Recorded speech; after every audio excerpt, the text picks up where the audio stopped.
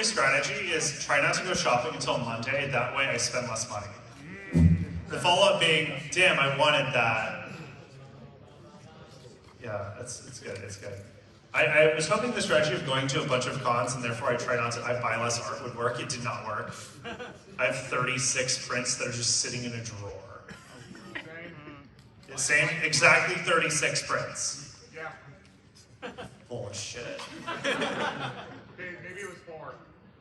There's a little bit of difference. That's how many I bought here so far. I know you bought 6. No, I purchased 4 for myself. 2 were for Sam. I don't know how many, yeah. We found a buy 3, get 3 deal. That's hard to not take advantage of. Oh no, he's filming this. Oh, you don't You mind? can film us, I don't give a shit. Okay. Just if you upload it and it gets a bunch of views, you gotta link back to us, man. Alrighty. People do Yeah, that. send them to our OnlyFans. Yeah, send them to our OnlyFans. My most successful YouTube video does have like 1 million views. It's a Mandar class for 10 minutes. The weird thing is, no one made Mandar claps for 10 minutes before I did. They had Mandar chews for 10 minutes, but not laughs. No. I'm sorry, I'm being shown things. Is a Jackie Chan Adventures logo in the Sonic Adventure style. You didn't steal his shirt? No, I'm not allowed to accost our viewers. Would you come up and please present that to everyone? Show the class. Yeah, show the class. It's very important. You have to share your shirt with the It's class. like our brand. Yeah. So where did you get that? It's guys who did the Juggernaut Bitch cartoon. Okay. Yeah, they're still active. It's pretty cool. Okay, so it's online. Yeah. Okay. Highway Entertainment. Okay. Thomas, please write that down for me. Did you guys get the stickers, the talismans, and the artist alley? Previous years. I got those at FanCon. What was it again? Highway Entertainment, MYWAY. Yep. Faster. I type Intern. I type like this with my thumb and my pointer finger, okay? It's messed up here. Why can't we just have full keyboards on phones again? No, that's a boomer take, but like, give me full keyboards on phones. Oh my god, we're almost ready. Okay. Who here has actually seen all the Pokemon movies? No, not us. Only the first 3. No, keep them up, keep them up. I'm gonna play with you guys for a bit. Okay. You two, which one did you like the most? I like the one with Dialga and Palkia and Darkrai. That's a good take. So you like getting stepped on? That is Sexy Legs the movie. Okay. Yes, you. My favorite one? Yeah. The one with Hoopa in it. Huh? Hoopa. You did not watch all the movies. You watch only I Hoopa. like that one, alright. Why do you like Hoopa? You seem really cool to me.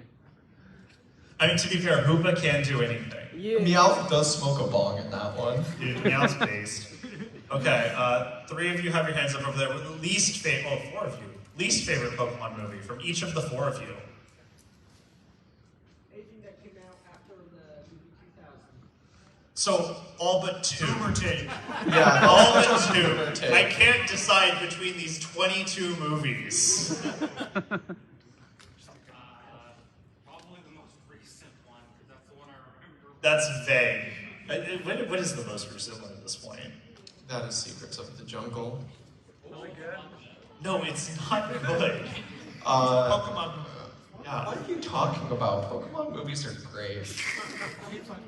Hello, everybody, and welcome to Pokemon Film Review Hour, a panel presented by the Foundation for the Eradication of Gen 5 Pokemon. I'm Max. I'm Andrew. I'm Mams. I'm Kay. I'm And Thomas. together, we hate ourselves. I love Pokemon movies.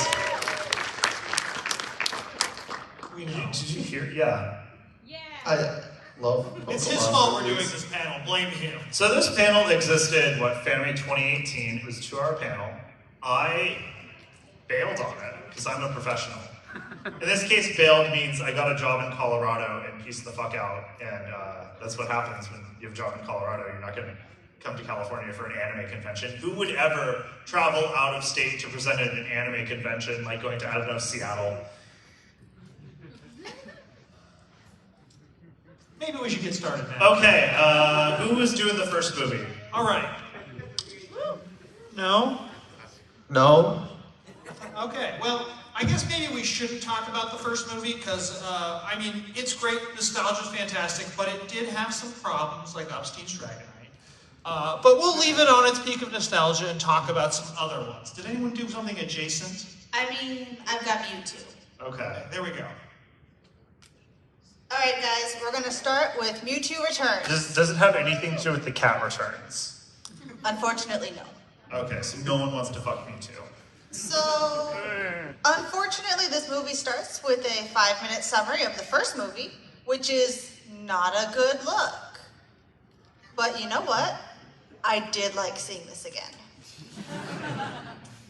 Unfortunately, the plot also takes forever to get to the point, so I'm going to save you about 40 minutes with the highlights. First, your trusty frying pan can work as a drying pan. Second, you can pass the Bechdel test with 2 completely secondary characters. And third, we learn that this movie's obsessed with miracle water. And we know it's important because they repeat it every 5 minutes. To be fair, staying hydrated is important. It's raining. Yeah, I'm more mean for the con. Oh, yeah, that's fine. We also learned that Brock needs to be put on a list. Among the women he flirts with... We've known that! We've known that for so long! Like, this man flirts with a minor. Like, he needs to be in prison.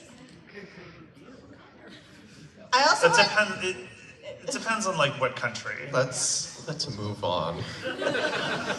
Not to get libertarian about it, but So I also want to take a moment to appreciate that Mewtwo and his clone buddies have set up an Amish colony, and we only know this thanks to our local Amish translator, Meowth.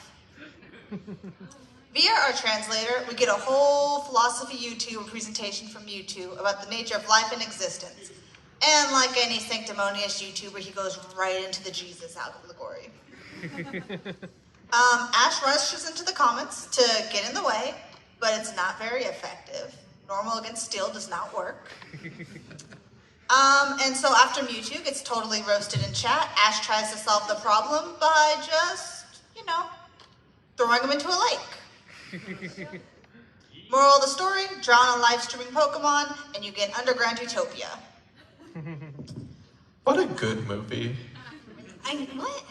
no. No. Okay, you know what? We're going to move on to Lucario and the Mystery of Mew, or as I like to call it, the one with the guy with the really nice hat. Like, I really dig that hat. Anyway, we're introduced to Lucario and his human Sir Aaron, who doesn't last very long for a human in the Pokemon movies, which is kind of weird. But, I mean, he goes Lucario by, well, becoming a ghost. Spoilers. It's in the first, 10 minutes. Oh, okay. It's also the point of the panel. Yeah. Like every other Pokemon movie, Ash is this chosen one who kind of kicks off the entire plot by accident just for somehow giving the same aura as Sir Aaron, which I call BS. Just saying. But as you can see, this is going to be a recurring theme with all these Pokemon movies.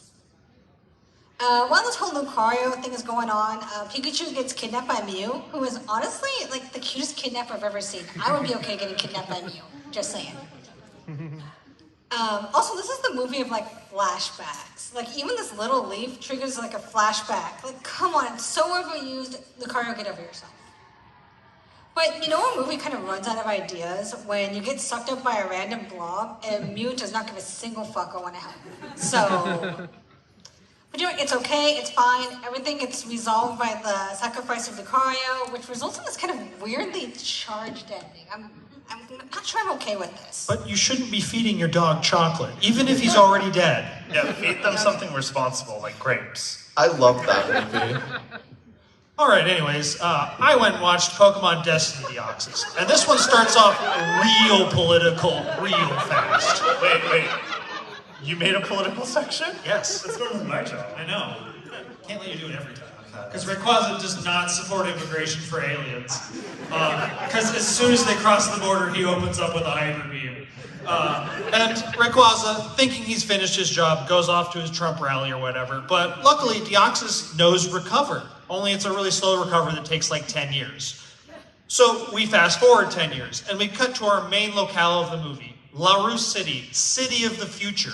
Sorry, not that future. We know it's the good future. Because they have people movers outside the airport and everyone's jobs have been taken over by robots. That doesn't sound like a good future. It's just they're just windmills. This is the only good thing. Yeah, well, I mean, Ash meets a kid who has some big Pokemon trauma issues. So what does Ash do? Immediately try to force the kid to come face to face with his trauma. And then when the kid tries to run away, Ash wants to beat him up over it. Wow, Ash, great, real nice. But then they realize that they don't really have a plot going, so they pivot into Invasion of the Body Snatchers and just have Deoxys start like abducting everyone and everyone hiding and like trying to scrounge food. But it's okay. They find the other Deoxys and let it out of the cage at the ice facility and everything's okay.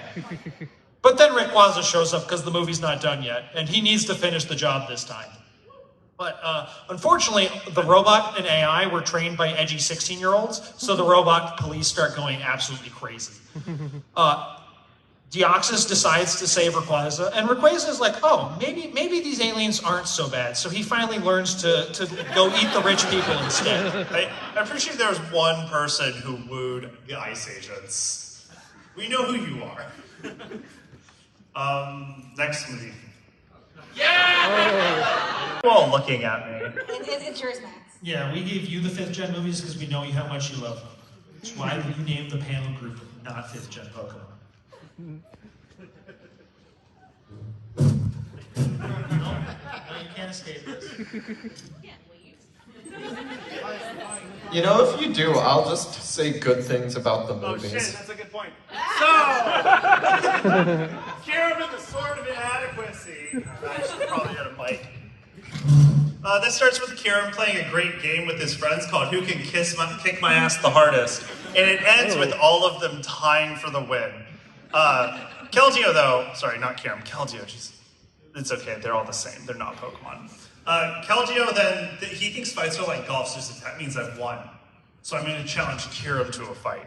And it goes poorly. All of his friends are dead. Keldeo must save the day. And you think you'd be excited, finally it's a Pokemon movie that doesn't star Ash. But then you realize that the plot, while it lacks Ash, it quickly devolves into, can this pony get it up for the first time? And I don't know about you, but I don't think I want my Pokemon movies sponsored by Bad Dragon.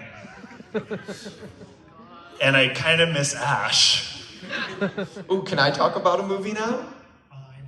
Alright, Giratina in The Sword of Justice is real, or Giratina in the Sky Warrior, sorry, I'm a big fan, is less about Giratina and more about Shaman. So this is Shaman in Unfortunate History. Starts off with Ash, Dawn, and Brock having a wholesome pancake brunch, with Ash being a little shit and refusing to wash his hands. Shaman arrives and asks everyone to help him find the flower garden.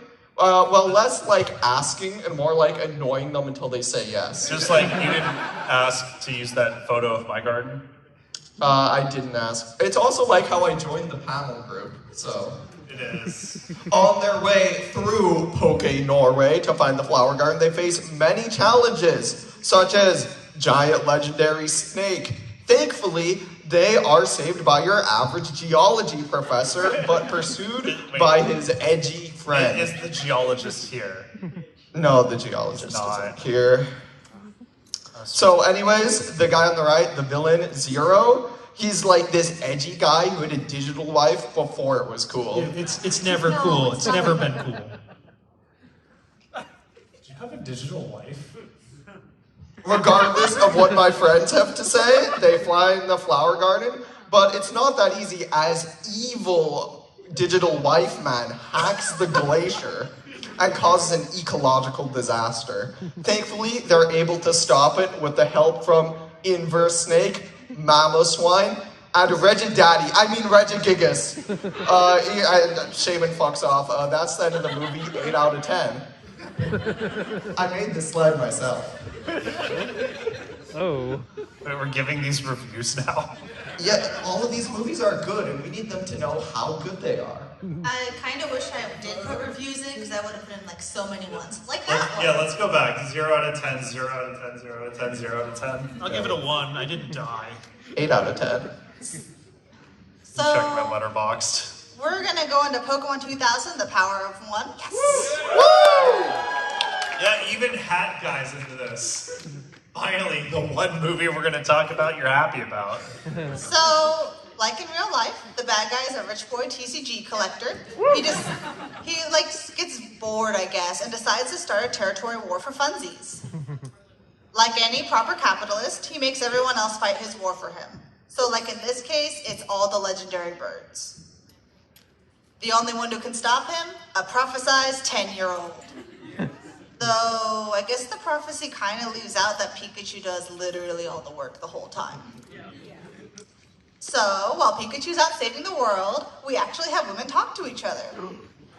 Humble bragging on a 50-foot wave, that is flirting. I mean, look, they hold hands. But we don't get to enjoy this moment. Because, unfortunately, there's a permanent environmental catastrophe, like there is in all of these movies. I'm sorry, this is a tropical ocean. The world's screwed. I mean, I was kind of okay with the complete destruction of the world for a little bit, because, for a brief moment, we get so close to Ash dying. But Pokemon's a tease, and he gets brought back. Thanks, Misty. She needs a bike. And I guess the bad guy gets foiled because the power of music. Yeah, we got some Ocarina of Time fans in the house. And that's why you keep art programs in school. Just saying. So, we're gonna move on to the third Pokemon movie, Entei and the Secrets of the Unknown.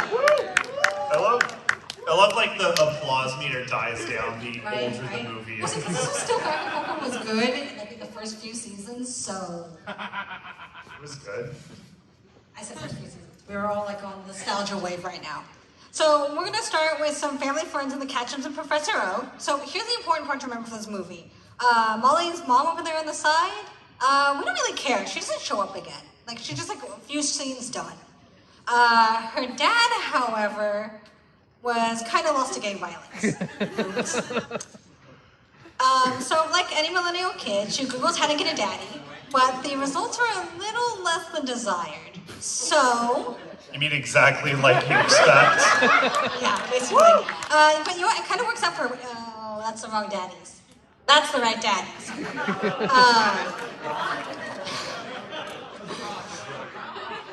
Anyway, she does get a daddy, probably the best of the options there. But because she's a rich spoiled girl, she's had both of her parents. So she begs her dad to get her a mom. And to be fair, Entei does use some pretty A+ courting methods, like hypnotization and straight up kidnapping, and it might work better for some of the guys at cons. Go figure. Honestly, it's not the weirdest blended family I've ever seen. They're kind of cute, I guess.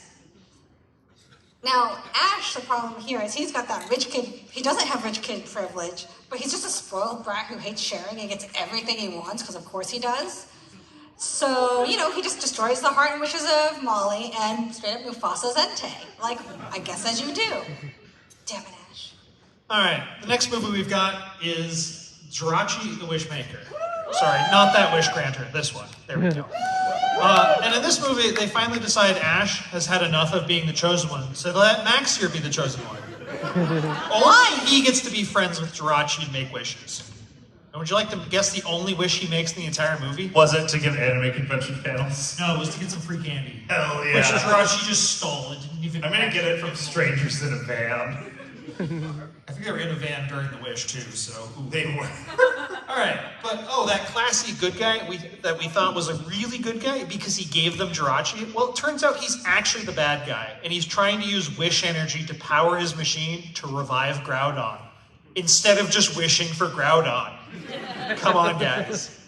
But what do you know, he gets his hands on Jirachi and uses his power, and he revives Groudon. Only it's the primal Groudon from Omega Ruby before the game came out. So they always knew they were going to do it, except Japan got their tentacles in this one.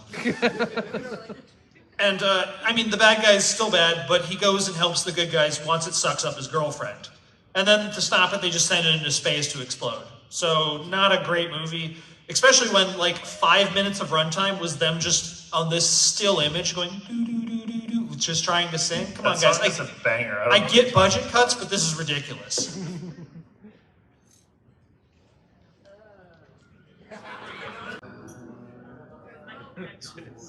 Not even I like this Actually, well, normally we give you 5th gen. This one's kind of mine. Why? Because Ash literally rides a Pokemon. And we made a deal that I get anything questionable. Yeah, you get all the like weird sexual ones, but it has to be with Pokemon. That's a Zoid. Let's like Beyblade over it or something. You didn't tell me you were doing this. I forgot my Beyblade too. It's in my hotel room. Fine, you can have it.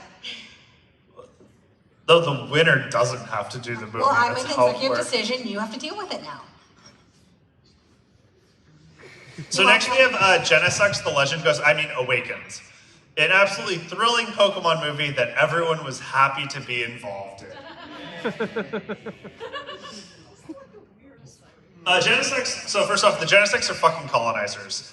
They died out literally billions of years ago and were reanimated and put into robot body. It's just Sonic the Hedgehog, okay? And the first thing they do when they escape, they just find a nice forest and go, this is ours now. The native fauna obviously is gonna fight back, but this is the worst decision that they could make because it incorporates them into a plot of a 5th gen movie. We already knew Seismitoad and Crustle weren't Pokemon, but now due to association, neither are Wooper, Surskit, Lotad, or even the flat fuck himself, Feraligatr. Wow. Not a Pokemon anymore. I know, I hate it. They are traitors. You are. Also, Ash solves racism this movie by befriending a Genesect, but actually, he's a Pokemon trainer, which means the power dynamic would mean it's this. Okay, I've lost the plot. Mewtwo saves the day, and I want to know, so, no, it's a different Mewtwo, because this one doesn't remember Ash. There are 2 reasons. One, it's a different Mewtwo, or 2, he would, and I would perfectly understand this, cause enough brain damage to forget he met Ash. But anyway, his plan is to take Genesect and just yeet him up into space in hopes that showing him the curvature of the Earth will give him newfound perspective in the world. And this is the same strategy William Shatner tried to implement with Jeff Bezos. And we know how that worked. Wow. And no, Jeff Bezos just threw Katy Perry in space because, you know, whatever, man. It did work for Genesect, though. He's a cool dude now, I guess. Just give me the clicker so I can talk about the movie I have very normal feelings about. So I Choose You is a celebration of Pokemon, the 20th anniversary movie, and it really shows with how wild they go with this one. Different Ash, in this universe, Misty slapping him never happened. And because this slap never happened, they had to censor out Misty, Gary, and even Brock. So those characters just don't show up at all. Who replaces them? There's the Gen 4 squad with Sorrel and his Lucario that weirdly can't do anything, and Verdi and her Piplup. And if this isn't an admittance that Gen 4 isn't the 3rd most important generation of Pokemon, I don't know what is. The rival is Cross, who does animal abuse, and that's pretty cool. I mean, it's kind of neat. I mean, they always abuse a Charmander. Doesn't matter which movie it is. Yeah, it's a Pokemon classic. Damien. From then on, Ash goes to sleep in his weird dreams. He hears the most unnecessarily sad backstory of all time, meets an old man, climbs a mountain, and has a fight against a marketable plushie. Then this happens. I'm not going to talk about it. Anyways, watch this movie. It's great. 11 out of 10. Honestly, a modern masterpiece. Best movie of 2017. What would it be? No, my question is, what would it have been without the scene we don't talk about? It would have been a 12 out of 10. Only 1 point. Wow. The scene was daring and bold. It was something. So, palette cleanser. We're gonna go to Pokemon Forever. The most basic people. The movie that literally seemed to last forever. So, we start the movie strong with an important lesson for kids. You take bread from strangers, and you get thrown into a future where everyone you know and love is dead. I mean, it's not so bad because, like, this kid takes the inevitable death of everyone really well. I kind of think it's because he's able to get vaccinated, which means he can safely date Ash, which is really important because they have a son to take care of now. What? They have a radish son that just needs to be babied and cared for, and they can play with like they have no problems in the world whatsoever. But there are problems in the world. We learned that True Evil is a total edgelord who loses next level performance enhancement, which is Pokeballs with 99 evil rare candies inside. And like, the plot's basically what you'd expect if Princess Mononoke and Nausicaa had a weird love child where the third member of the polycule is Arceus. Who is the mother and the father somehow. Arceus' contribution was putting Jessie in vine tentacles. Oh. But I mean, technically the movie passes the Bechdel test, which I think was the Ghibli influence. Anyway, we do have this fun little thing at the end where if you're still awake and alive, you learn that the kid gets sent back to his own time, and you know, the kid who was in love with Ash and wanted to date him is Professor Oak. So there's that. So the closest he can get to dating Ash is dating Ash's mom. I just can't wait to be that kid's stepdad. Let's move on to something that's a little bit... No. Sure about that? What's wrong with you? Anyway, while he's having his problems there, let's move on to something that's a little bit of a palate cleanser. Let's move on to Pokemon Heroes the movie. So, it starts pretty promising because we start with a heist. Like, that's gotta be a good sign. You got a heist at start a movie, the rest of it's gotta be good. I hope. Shortcut, and Ash, being the special boy he is, runs into a legendary Pokemon by complete accident because, yes, that's a Pokemon. I guess she's got the same hair, so okay, whatever. Cut to Latias having way too much fun treating Ash like her little pet puppy. It's kind of cute, and I was here for it because he got bullied so hard, and I loved every second of it. Unfortunately, the villains from our promising heist are just run-of-the-mill Team Rocket baddies. You know, the standard destroy the world, some steps in between, profit. Using Latios as a living battery. That can't go badly. Resolving that whole battery issue kind of kills the only Latios in existence. The only Latios is in existence. So let me be very clear about this. That means any of you guys who say you had Latios in your Pokemon game is a goddamn liar because this movie said you don't. But at least the movie ends up with a bang, or at least a kiss, from Bianca or Latias. Not really sure, I don't think anyone knows, but my vote's on Latias because that's more fun. I think it's Latios instead. He just showed up. He's like, yeah, let's do this. Stir the drama. All right, so the next one I reviewed was my personal favorite, Pokemon Up. Our protagonist, Carl, has decided that he's finally 10 years old and ready to go on his Pokemon adventure. He catches his first Pokemon, a scout type named Carl. So he then goes to the brand new region of South America. And then he, like all good trainers, he immediately meets his rival, Charles Muntz. I mean, Carl's building a nice balance team. Like, he's got a scout type, ground type, 2 flying types. You know, got some balance. Where Muntz was the mono type. He's got 5 fightings and then the rock of a flying type. Even outnumbered, Carl does manage to pull through a great victory. I mean, it was a very climatic battle. It was great. I had such a good time watching this movie. What? Andrew? Yes? Did you just review Pixar's Up? No, it was Pokemon Up. You're telling me I have to watch Zork, Master of Media. I had to watch it too. I needed some hope in my life. Andrew, you really messed up. Like, Up is just a bad movie, unlike the masterpiece Pokemon movies. I mean, I say I had to watch Zork, Master of Media, but let's be honest, the only thing I learned watching this movie is that Dartling monkeys are pretty good in Bloons Tower Defense 6. Again.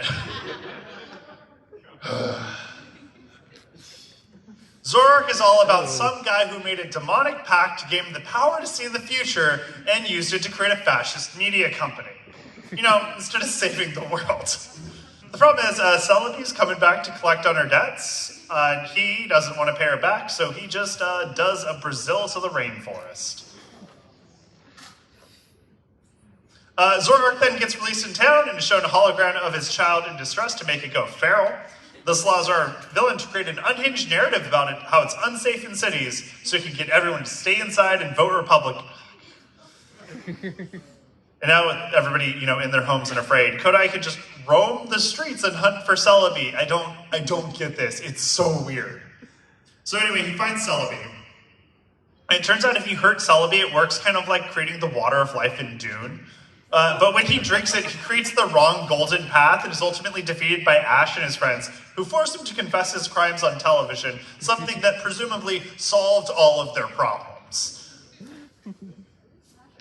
I watched Pokemon The Power of Us, and this takes place in the same universe as I Choose You, specifically in Fula City, which is Pokemon San Francisco, so you know it's good. This movie does have Ash. He is, however, not the main character. We have such a lovable ensemble, such as a post-injury athlete. I assume all of you post-injury athletes look like this. The mayor's daughter, socially awkward scientist, traumatized old lady, and a con man. There's also the mythical who's literally on the poster, but they're only there for like 20 minutes or a single episode's length. So, again, about the movie as much as Ash's. The whole movie is just a massive hangout with friends. They go to a festival. I couldn't recommend it enough for a wholesome hangout movie. And then a bioweapon goes off. And I am not joking, the rest of the movie becomes Poke Chernobyl. So working together to save the day, Ash and his new friend split up. But who is the final boss out of all these horrific things? It's not stopping a bioweapon, it's stopping a wildfire. So we know this takes place in Poke, California. Great movie, 11 out of 10. That's a 10 out of... 10 out of 10? Did you make it like 10 out of 9 or something? I think what happened is I changed all the fonts, and these didn't work. Because I did it. You changed the fonts, but you didn't delete his scoring slides. Yeah. And I'm the only one. My slides were using like Pocket Monk slide. It was weird. They're supposed to be using RB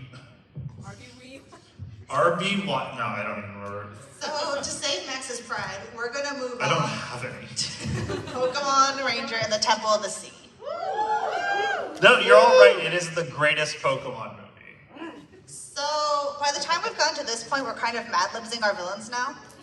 So we kind of wind up with this guy who couldn't decide if he wanted to be Team Magma, Team Aqua, or a pirate. So he kind of just went with all three.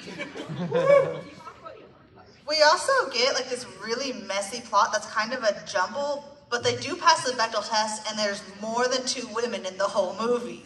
Like, the unfortunate downside, though, is that what we thought was feminism was actually trad wife propaganda.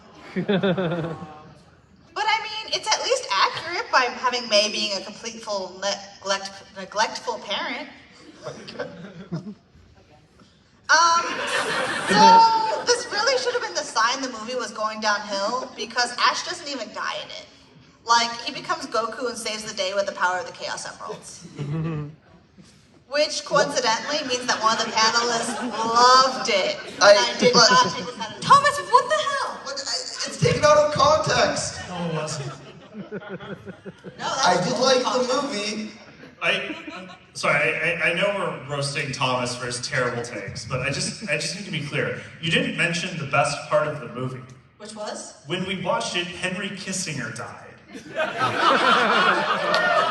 Like, we finished watching the movie, I checked the news, and he was dead. Along with that. If only. If only.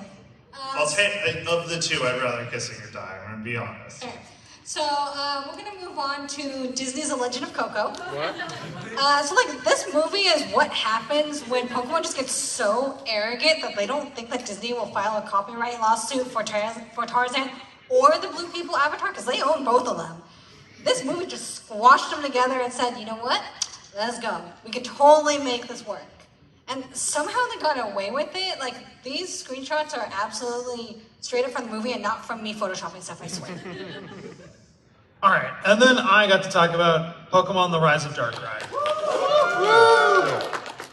So this one starts out with like an MCU Civil War moment, like Dialga versus Palkia. They exist in separate games, and they're never supposed to cross paths outside of your Pokebox. So as soon as they see each other, they have to fight to the death because only one of them's getting that smash invite. So they get their fight, it goes on for a while, and then Dialga manages to injure Palkia, which proves once for all that time is better than space, and it's why you never have time to clean up all that space called your room. And then we skip forward and we get to see the cast for this movie. So we get to see, we have the girl Alice, we have Antonio, I believe it is, are the new characters, and then the classic Ash, Brock, and female of the season, Dawn. So Alice, who yes, has her hair look like a Lot Bunny, and I've seen what the fandom thinks of Lot Bunny, so I'm sure everyone loves Alice. And then we have Baron Alberto, who styled himself after a Licklicky. Not sure if allegations have come out yet, but I'm sure they will soon.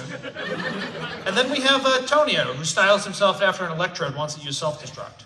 And with 3 new characters, we of course get a proper love triangle. We have Baron Alberto, who's really into Alice. Alice is really into Tonio, and Tonio, who loves getting bullied by Baron Alberto. And then, like every proper love triangle, Brock loves everyone. So then the namesake of the movie shows up, Darkrai. And he knows that Dialga and Palkia are coming, and there's going to be a battle royale that goes down in their town. Unfortunately, he's a big emo and can only communicate by screaming, "Go away, Mom," and dragging people to nightmares. So, of course, his first action is to drag Ash into a nightmare. So we learn Ash's big nightmare is just being alone. He should have a reasonable fear, like, I don't know, getting a real job or becoming a Pokemon. So, of course, people take the accurate response and try to kill Darkrai. But, as you'd expect, this doesn't work, and then Dialga and Palkia show up and start fighting. And they've turned on destructible environments. Basically, the entire area gets sealed off, and it's now just the Rapture happening. And to save the day, Ash and crew have to find a magical music tape and go run their own pirate radio station from the magical music towers. Because once you turn on the soundtrack, nobody wants to fight anymore. Why are they just using sound solves the day again? They've done this like 4 movies already. What a good movie. I really like this one. Oh. It's funny because he's in pain. So I think these are supposed to be separate movies. And they just, color swap the legendaries for him? Is that right? Yeah, okay. I don't know why I looked at you guys. He's the one who needs a life. Do you remember which one we watched? No. I'm not sure it was in our notes. I checked the Wikipedia summary and it is way too long. So I figured I'd just watch the movie again. Or check my letterbox. There we go. We watched White. So it's the same thing. We have bad guys with a space castle who use shapes to capture legendary Pokemon because apparently Pokemon are weak to trigonometry type. They're always the legendary Pokemon. And, spice this one up, it's anti-land back, so, fuck this movie. That's it, I don't have much to say about I can talk about the one with, the big horse, right? Yes, you can. You can talk about the big horse. Arceus and the Jewel of Life is the thrilling conclusion to the Sinnoh trilogy of movies. Can we not let you talk about the big horse? It's too late. But before I go on, I do need to note, on the manga adaptation, on the back it shows presumably Ash's gravestone. So honestly, it's looking like the best movie so far. Movie continues being just as good as it looks, with Ash, Dawn, and Brock stealing watermelons from a bunch of skinny dippers. After Grand Theft Melon, the gang is chased all the way to Machina Town, which is basically destroyed ancient Poké-Rome. There, Dialga and Palkia show up out of nowhere and start fighting like their beef wasn't resolved at the end of 9/11 2 movies ago. And 10 minutes in, already giving me fanfiction vibes. Twins, do you concur? Yes. Giratina, not wanting to be left out, also shows up and decides it's a good time for a good old revenge match. And can you see what I mean? This movie is just fan fiction. Not even good fan fiction. It even has new OCs, Kevin and Sheena, as they show up and calm down Dialga, Palkia, and Giratina with praying. So that's right, this is the religious Pokemon movie. Speaking of religion, Arceus shows up and starts raining down hellfire on everything, showing the world a taste of its judgment. Dialga sends the gang back in time so humanity cannot make Arceus mad somehow. So they all arrive to ancient Pokerome except for Kevin, who's just not there, and they are met by this man. This is Marcus. He's the villain of the movie, but he's the hero of my heart. I love Marcus so much. He's basically evil twink Julius Caesar, and he's really cool, and I definitely don't have any unhealthy obsessions, and I definitely didn't commission art of me as his son. Oh. So he sends Ash to jail and talks to Sheena. Marcus asks her if they tried pouring 1,000-degree mercury on God, and she was like, no, we hit him with rocks. So he pours 1,000-degree liquid mercury on God. Ash refuses to let the horsey die. He just won't accept the fact they've killed God. But even though it gets wild, they're able to defeat Marcus, save God, and oh, what is this movie doing here? Yeah, so, the entirety of the Gen 6 movies were so terrible, like, we're not even gonna make ourselves remember for this panel. Yeah, Hoopa guy. They existed, and that's all we're giving them. Serena's still best girl. Get over it. Yeah, maybe in the actual, like, show, but these movies just don't, it's a void in my memory. See, here's the problem, is it's bad when Thomas doesn't like them. Yeah. Oh, I hate these ones. What were they doing? Well, I mean, he does, but he's right currently. he's a microphone, I'm so always we right. silence him. Anyway, so we have to his actually microphone's tier better. the movies. So we're going to go through the tier list that we made for it. Because we have, we put Detective Pikachu and Pokemon up in S and A because they're the actual ones we respect and enjoyed. B, we have the new trilogy that Thomas loves so much, I Choose You. The classic, and then we put like a lot of the other classics that we couldn't justify hating on too much in the C tier. And in the D tier, I mean, we have Destiny Deoxys. We put all the D movies. Destiny Deoxys, The Legend of Darkrai, Diratina, Secrets of the Dungle, and Due to Returns. I mean, it was great. F those movies were just terrible. And yeah. What are you talking about? That one has Marcus in it. Calm down the thirst. Can we just drop that one a bit more? Yeah, there we go. Oh. We'll put the big horsey in dead tier. Yeah. Anyway, that was the panel. We hope you enjoyed this, and if you like this content, feel free to stick around, because we're going to be doing another panel right after this on Mario. Jesus Christ, we are. Yep. God, the QR space was well. Anyway, we have business cards up here. We're gonna have some badge ribbons. I'm gonna disappear real quick because I need a coffee or I'm gonna die. But yeah, we have another panel in here in 20 minutes. So Andrew, you're in charge of entertaining them. Yeah, feel free to sit down.